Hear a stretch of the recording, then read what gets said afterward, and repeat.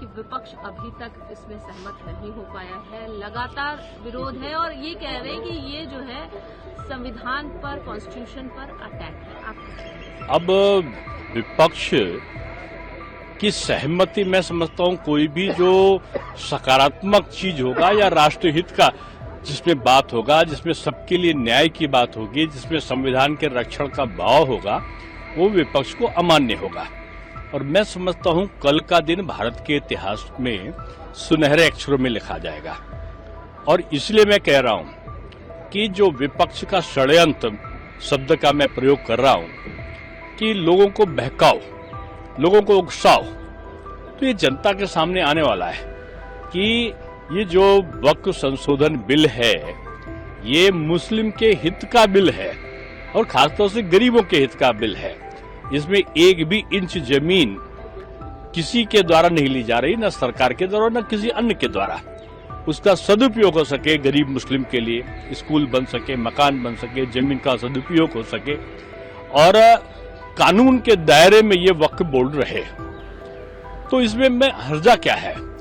यही ना कि आप कहते हो कि उसमें संशोधन आप ये क्यों कर रहे हो कि उसमें न्यायालय के समक्ष अगर कोई विसंगति है, तो न्यायालय में तो अभी भी है। सैकड़ों हजारों केस आज सुप्रीम कोर्ट में लंबित हैं वक्फ के बारे में। सैकड़ों केस आज, हजारों केस जो उच्च न्यायालय में हैं, निचली अदालतों में हैं। इसमें केवल यही चीज है ना कि अगर ट्रिब्यूनल में किसी चीज की सुनवाई नहीं होती है तो न्यायालय में जाके व्यक्ति अपनी सुनवाई कर दे। मैं समझता हूं इससे अच्छा संशोधन का प्रस्ताव दूसरा कोई नहीं हो सकता, जिसमें बाबा साहब भीमराव अंबेडकर जी का जो मूल वाक्य था कि सबको न्याय मिल सके, संविधान में जिसकी संरचना किया है उन्होंने, वो भाव यहाँ पर स्पष्ट है और उसी के रक्षण के लिए ये बिल है। विपक्ष अभी तक इसमें सहमत नहीं हो पाया है, लगातार विरोध है और ये कह रहे हैं कि ये जो है संविधान पर, कॉन्स्टिट्यूशन पर अटैक है। अब विपक्ष की सहमति मैं समझता हूं कोई भी जो सकारात्मक चीज होगा या राष्ट्रहित का जिसमें बात होगा, जिसमें सबके लिए न्याय की बात होगी, जिसमें संविधान के रक्षण का भाव होगा, वो विपक्ष को अमान्य होगा। और मैं समझता हूं कल का दिन भारत के इतिहास में सुनहरे अक्षरों में लिखा जाएगा। और इसलिए मैं कह रहा हूं कि जो विपक्ष का षड्यंत्र शब्द का मैं प्रयोग कर रहा हूं कि लोगों को बहकाओ, लोगों को उकसाओ, तो ये जनता के सामने आने वाला है कि ये जो वक्फ संशोधन बिल है ये मुस्लिम के हित का बिल है और खासतौर से गरीबों के हित का बिल है। इसमें एक भी इंच जमीन किसी के द्वारा नहीं ली जा रही, न सरकार के द्वारा न किसी अन्य के द्वारा। उसका सदुपयोग हो सके गरीब मुस्लिम के लिए, स्कूल बन सके, मकान बन सके, जमीन का सदुपयोग हो सके और कानून के दायरे में ये वक्फ बोर्ड रहे।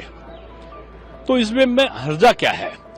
यही ना कि आप कहते हो कि उसमें संशोधन आप ये क्यों कर रहे हो कि उसमें न्यायालय के समक्ष अगर कोई विसंगति है, तो न्यायालय में तो अभी भी है। सैकड़ों हजारों केस आज सुप्रीम कोर्ट में लंबित हैं वक्फ के बारे में। सैकड़ों केस आज, हजारों केस जो उच्च न्यायालय में हैं, निचली अदालतों में हैं। इसमें केवल यही चीज है ना कि अगर ट्रिब्यूनल में किसी चीज की सुनवाई नहीं होती है तो न्यायालय में जाके व्यक्ति अपनी सुनवाई कर दे। मैं समझता हूं इससे अच्छा संशोधन का प्रस्ताव दूसरा कोई नहीं हो सकता, जिसमें बाबा साहब भीमराव अंबेडकर जी का जो मूल वाक्य था कि सबको न्याय मिल सके, संविधान में जिसकी संरचना किया है उन्होंने, वो भाव यहाँ पर स्पष्ट है और उसी के रक्षण के लिए ये बिल है। अगर आप ये वीडियो YouTube पर देख रहे हैं तो हमारे चैनल को सब्सक्राइब करें और बेल आइकन को दबाना ना भूलें। अगर आप Facebook पर ये वीडियो देख रहे हैं तो हमारे पेज को लाइक करें।